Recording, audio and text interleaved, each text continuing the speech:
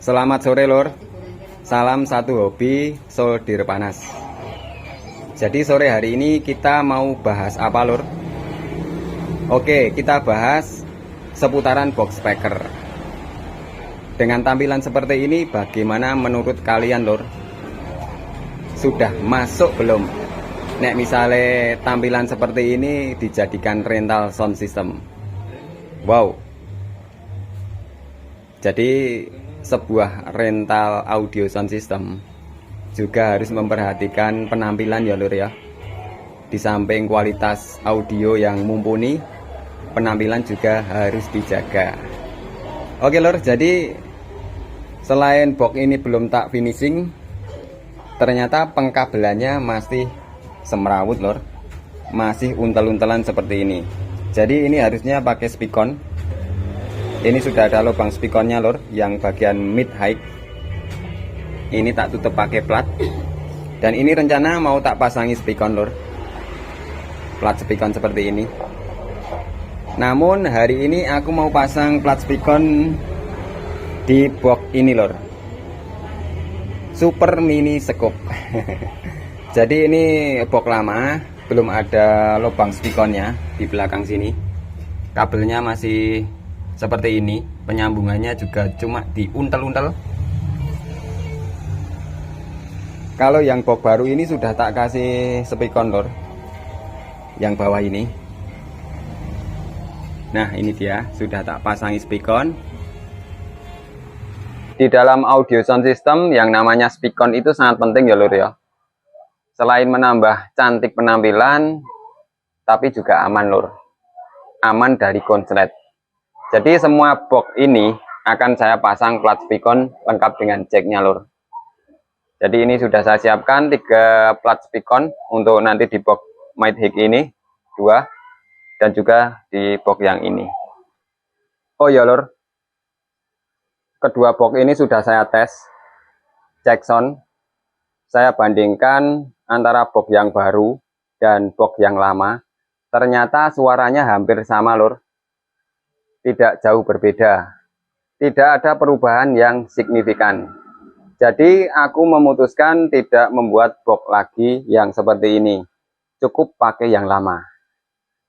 Seharusnya aku bikin lagi yang seperti ini 2, agar tampilannya lebih sejajar, namun nggak jadi karena hasil suaranya sama.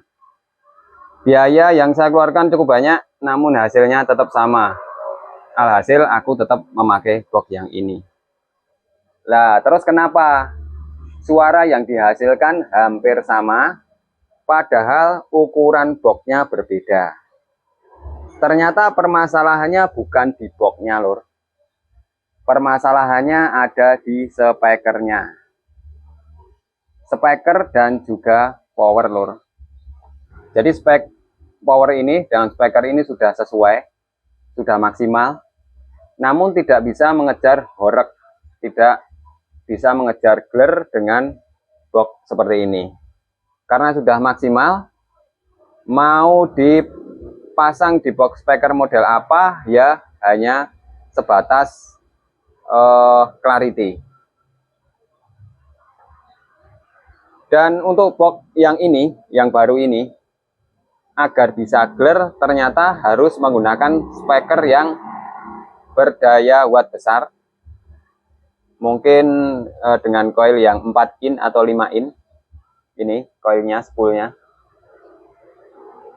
coilnya besar, dan powernya juga minimal harus 20 ampere lur. Jadi untuk mendapatkan suara glare horeg dengan kedua speaker ini, gunakan speaker yang coil 4 in atau 5 in, kemudian dengan power 20 ampere. Nanti akan terlihat jelas perbedaannya antara box yang ini dan yang ini.